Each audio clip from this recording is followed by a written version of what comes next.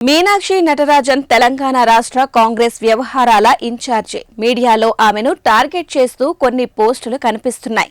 వాటిని వాంటెడ్ గా రాస్తున్నారా అనే అనుమానాలు కలిగేలా ఉన్నాయి. మీనాక్షి నటరాజన్ షాడో సీఎం అని, మంత్రుల కమిటీతో తానెందుకు భేటీ కావాలని హెచ్సియు స్టూడెంట్స్ తో మాట్లాడటానికి తప్పుపడుతూ వార్తలు వండి వారుస్తున్నారు. మీనాక్షి నటరాజన్ తెలంగాణ ఇన్ఛార్జిగా వచ్చినప్పుడు ఆమె గాంధేయవాది, నిరాడంబరి, స్ట్రెయిట్ ఫార్వర్డ్ అని కీర్తించిన గొంతు ఇవన్నీ ఇప్పుడు నిందించడానికి రెడీ అయ్యాయి. మంత్రుల కమిటీతో భేటీ అయితే తంపేమిటో రాసిన వాడికి తెలీదు. సెంట్రల్ వర్సిటీ స్టూడెంట్స్ మాట్లాడితే నష్టం ఏంటో కూడా తెలీదు.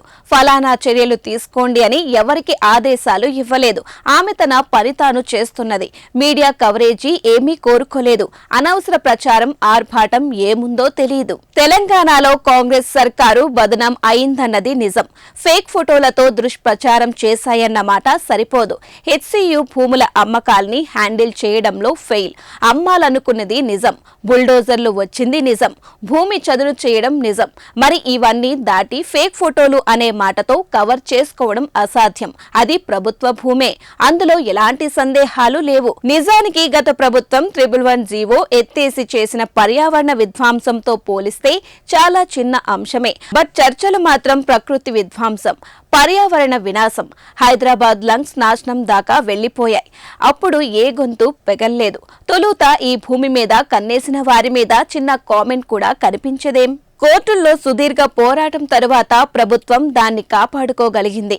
ఇవేమీ వార్తల్లోకి రావు. కానీ ప్రతిపక్షం ముప్పేట దాడితో ప్రభుత్వం ఫుల్ డిఫెన్స్ లో పడిపోయి బోలెడు నెగిటివిటీ మూటగట్టుకొని ఇక కర్తవ్యం తెలియక ఎడ్డుమొహం వేసింది. ఇప్పుడు కళ్ళు తెరిచి జరగాల్సిన నష్టం జరిగాక ఫేక్ ఫోటోల్ని షేర్ చేసిన వాళ్ళపై ఉరుముతుందట. అందరూ ఎంటర్ అవుతున్నారు. ఏఏ ఫోటోల పేరింగ్లతో సెలబ్రిటీలు, ప్రతిపక్షాల సోషల్ మీడియా వింగులు, కోర్టుల్లో సుమోటో కేసులు, సుప్రీం ఏకంగా ఓ పవర్డ్ కమిటీని క్షేత్ర వాస్తవాల రిపోర్టింగ్ కు పంపిస్తుందని ఓ వార్త. నష్ట నివారణకు కాంగ్రెస్ ప్రభుత్వం నానా పాట్లు పడుతోంది.